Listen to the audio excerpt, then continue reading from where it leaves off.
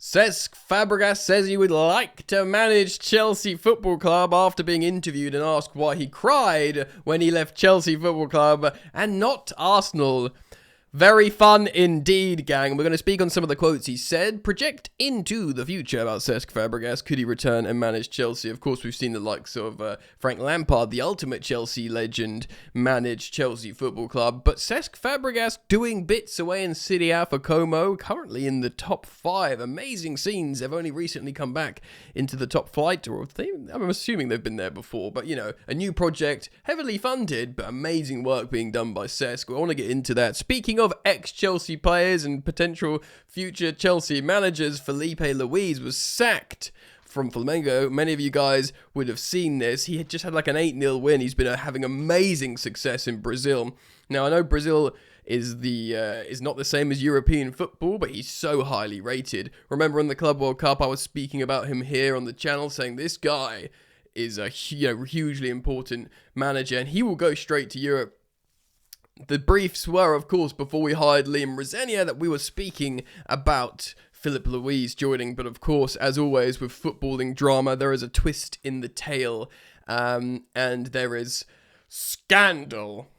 Now, as you guys know, like Liam Rosenia, I like how he talks. I'm backing him to be a success at Chelsea. But ultimately, any manager to be a success at Chelsea, you need to have success at Chelsea. You need to win games and trophies. Only that can be success at Chelsea Football Club, and that must be the standard that is maintained. But while the squad composition at Chelsea has been peculiar at best, certainly flawed, a lot of talent, but lacking maturity and discipline, which is something we've spoken of for a long, long time, I'm very mindful not to harshly judge the likes of Liam Rosenia until perhaps he gets the squad that he's given, that he's dealt, that he's dealing with, until that's been sort of balanced out a bit more. I don't want to unfairly judge Liam Rosenia, but I do want to speak about this interview that Filipe Luis had with the Chelsea directors. We're going to get into that as well. It's going to be some juicy stuff, but I do want to start off with Cesc Fabregas. I'm getting this off at Goldside on X. It's been verified by Grok, the AI. So it is true. It's an interview recently done. He was asked, of course, in his final game at Chelsea, he cried. He looked emotional. I remember it well, actually. It feels like not too long ago at all. But he wasn't seen crying when he left Arsenal. He said this: "To be honest, I've come across posts like that before, and I just smiled because it was very emotional for me. While I was playing at Arsenal, I saw Chelsea as a rival. Yeah, wasn't he like arguing with JT? I can't remember. Who was he fighting with? Was it JT? Someone. Anyway, in fact, I never would have thought I'd become a Chelsea player one day. But crying after my last game for Chelsea was something I couldn't control because he loves Chelsea more." Insert video meme of Olivier Giroud holding the Champions... No, so he did hold the Champions League trophy for Chelsea, you know, so soon after, but the Europa League trophy. "Thank you, Arsenal!" I'm allowed to do a French accent because I am half French. Also insert Ashley Cole coming to Chelsea to win, and all the others. It's a well-trodden path, Chelsea to success. Let's not think about Arsenal winning the Premier League this season. So yeah, Fabregas says, "But after my last game for Chelsea, it's something I couldn't control crying. It was really emotional. It was a very emotional moment," the Spanish midfield maestro said. My words. "Despite joining from a rival clubs, the fans showed me the love from beyond imagination. I was so loved at Chelsea that I started wishing I'd started my career there." Ding, ding, ding, ding, ding! Okay, we can officially call that a cuss to Arsenal. That is, I was so emotional at Chelsea. I was so loved at Chelsea. I wish I'd started my career there. Not Arsenal, at Chelsea. Quick rendition, guys. Bear with me. "Fabregas is magic. He wears a magic hat. He could have signed for Arsenal, but he said no. Sod that. He passes with his left foot. He passes with his right. And when we win the league again, we'll sing this song all night. Oh, better times. Better times."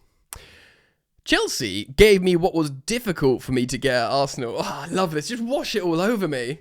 I'm just bathing in these comments. I'm just scrubbing. Well, this is like more showering. I'm lathering myself up in Cesc Fabregas's comments about Chelsea and Arsenal.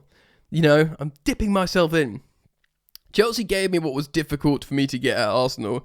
No disrespect for Arsenal. I love them too.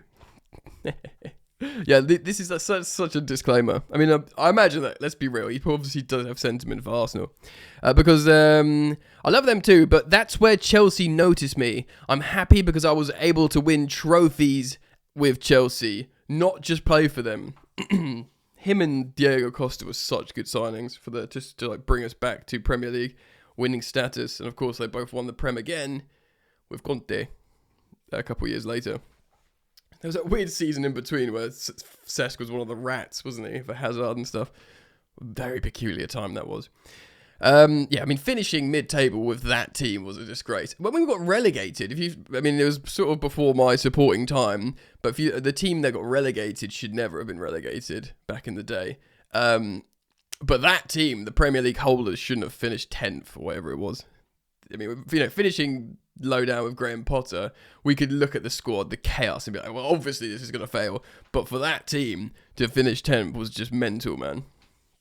So he says, I was able to win trophies for Chelsea and not just play for them. Hopefully, one day, I'll be a coach of one of those two clubs. It will be a dream for me. Well, you've just been waxing lyrical about Chelsea Football Club. And not so much Arsenal. Bit of fun. Now, I'm not trying to sack Liam Rosenior. I am backing him. I do like him. Cesc is young, bro. So is Rosenior. He's probably the same age, to be honest. But I just wanted to talk about him because he deserves a little bit of airtime. This is City Ad Table, back on the greens. I love this, man. Hey, what do streamers say? Hey, George666, thanks for the extra 5 months. I don't know what the Twitch streamers say. As you can see, Como are sitting comfortably in 5th place. Say comfortably, they're 1 point ahead. But they're ahead of Juventus, bro. Atalanta, Lazio. Big old clubs. Big old Fiorentina. They're right down here. Hold on, come on. There they are. Fiorentina. These are clubs that play in, like, European competition finals. Top 5. It's good stuff. It really is. It really is. And look at their goal difference. Plus 24.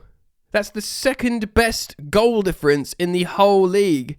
Naturally, unsurprisingly, Inter, who haven't been looking great in the Champions League. Italian football isn't represented well in Europe at the moment at all. But still, you've got to look at this in isolation. A plus 24 goal difference, man. They've got 2 of the 3 top goal scorers in the league. It's Lautaro Martinez, unsurprisingly, then Nico Paz, and that guy. Hold on, let me take a run up. Anastasios Douvikas. I reckon he's Greek. 2 of the top 3 scorers. I mean, neither have got double figures, but still, I mean, this is Italian football, Catenaccio, etc. So to have 20 plus 24 goal difference for Cesc is pretty special, man. If he gets Champions League football and they finish as one of the most attacking footballing teams in the league, it's so impressive. I like the fact how he spent some time slagging off Arsenal, praising Chelsea, but offering a little disclaimer of like, I still love Arsenal as well. If I'm given the opportunity, I'll manage them as well. He will. I mean, look, he might get the opportunity to manage them. They gave Arteta a chance, who was an assistant coach. Certainly Chelsea, we give managers a chance all the time who don't have that much experience. Lampard. Is he Potter, really? Because it's Brighton, Maresca only managed 1 season in the Championship. You can make an argument that Rosenior is the most qualified out of all of those guys, all of those 4. Maybe it's tricky with Potter, but he sort of had a good season a bit with Brighton, but with Rosenior, it's still a top 5 league, and he was managing in the Conference League. He got them to the top of the Conference League table, league phase, which is an achievement, I think. So yeah, Cesc Fabregas, will he manage Chelsea one day? Maybe, but let's move on. Okay, I'm not going to screen share this because it has ads, but I'm reading from the Mirror. Yeah, it's It's a S-Rag of the UK. I don't know actually how reputable they are now, the Mirror, but this is a story that's been circulating around. You guys probably have seen. Filipe Luis has been sacked by Flamengo after an 8-0 win, I think, in his last game. Samuel Mead writes the following. Filipe Luis' shock sacking at Flamengo came after the club's bosses learned that he had talks with Chelsea's ownership. Firstly, need to fix that screen. We all knew he had talks with Chelsea's ownership. That was the briefing. When we hired Rosinia, the across all of British media, it was, oh yeah, but we also interviewed Filipe Luis. He of course won the Premier League with Chelsea in the Mourinho season, but he wasn't used that much, I think. And he's been really friggin' good, bro, for Flamengo. He highlighted how good they are in the Club World Cup. He's like relentlessly won out there. And the Brazilian league, of course, it's not Europe, but it's still, strong quality. And, players like Estevão Willian comes over and Santos and plays in Europe quite comfortably. And it's still it's much more, obviously they're technical brilliance in Brazil, but they're way more aggressive than I thought they were. Lots of diving and stuff, but you have to be quite tough out there still. I mean, the pitches aren't as good, but the Brazilian who played for the Blues for a brief period has quickly taken to management, and has performed wonders in his homeland, but didn't save him from his shock dismissal. He had led Flamengo to 7 trophies after replacing the former Brazil head coach Tite in September 2024. 7 trophies since September 2024. 7 trophies in 2 years. How's that even possible? I guess there's like Super Cup stuff. That's incredible, bro. What? That's so many trophies. Recently, he saw his side secure a 8-0 win against Madureira.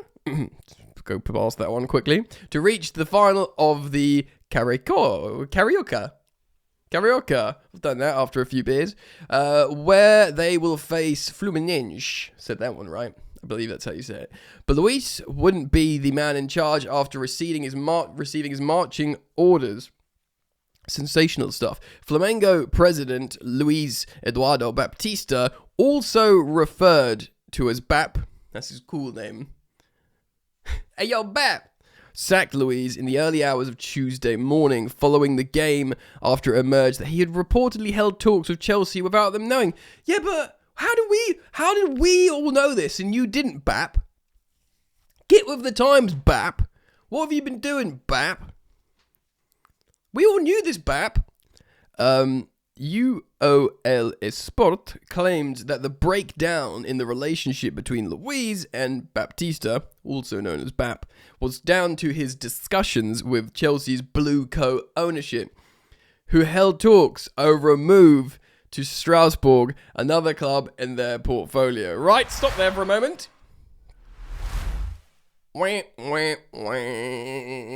Apparently, I don't know if this is going to come next in this article. I did read this on the social media. I don't know if I believe this, but apparently he thought he was being interviewed for the Chelsea job, and they were like, Luis, come on down. Want to manage Strasbourg? Probably, because, it's going to be Gary O'Neill or you, because we're taking Rosinia. That's probably what they were thinking. And that he was disappointed to learn that, and he's like, I thought I was being interviewed for the Chelsea job. There's no... football doesn't surprise me, and the disorganisation of the guys that run Chelsea, nothing shocks me anymore. I've seen it all before, nothing shocks me anymore. Who sang that? That little indie singer geezer.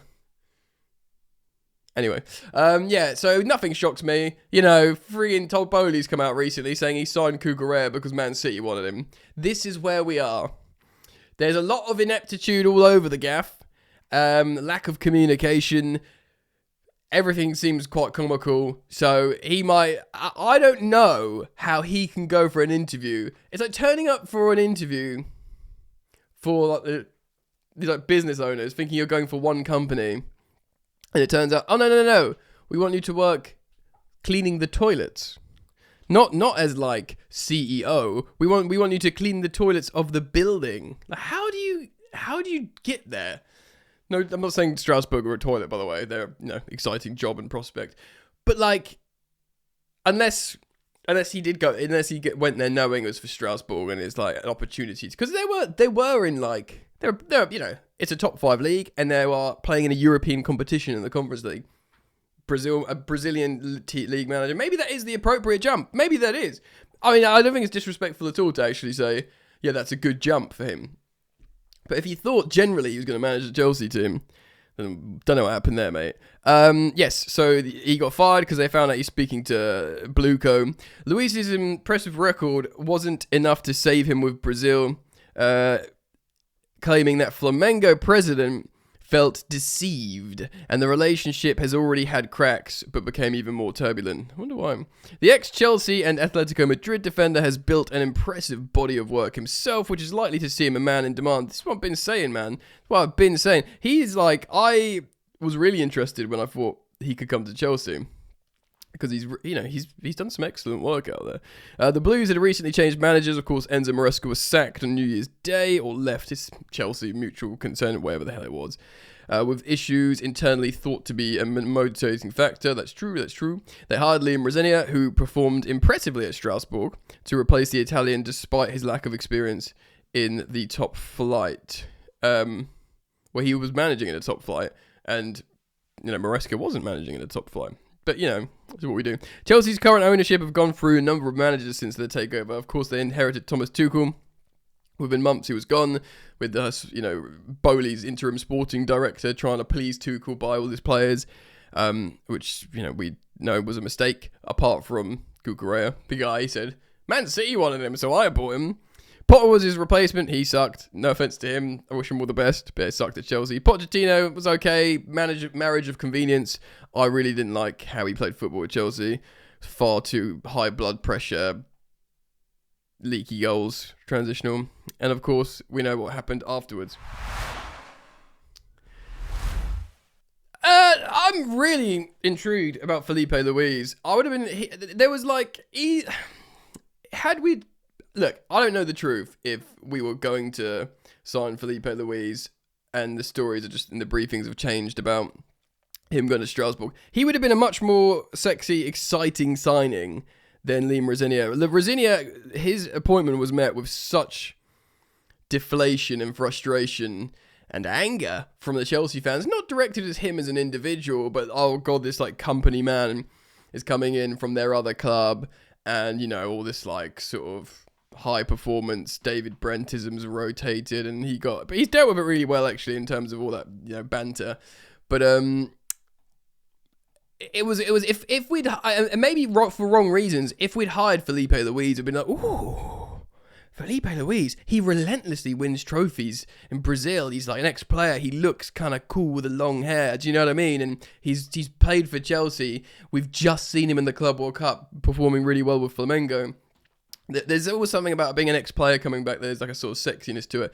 And Fabregas would be top of the tree. I think he's managerial touchline behaviour's not been great for Como, but no, it won't touch Lampard coming back to manage Chelsea. But Lampard had a good season at Derby. I'm not going to go over why.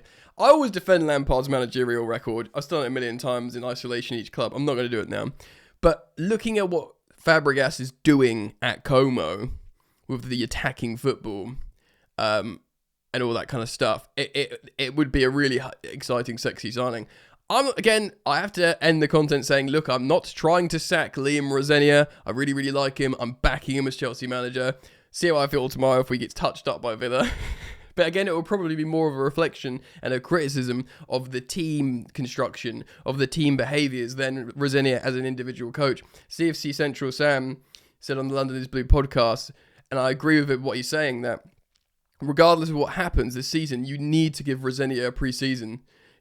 Whatever happens, Champions League, not Champions League, this guy deserves a summer because he's got ideas that he needs time to implement with players. He kept saying, look, I need this, but we just need wins now. Ultimately, I don't have time to do it. I've been dropped in the middle of the season. I just need to win now, and the rest can come later.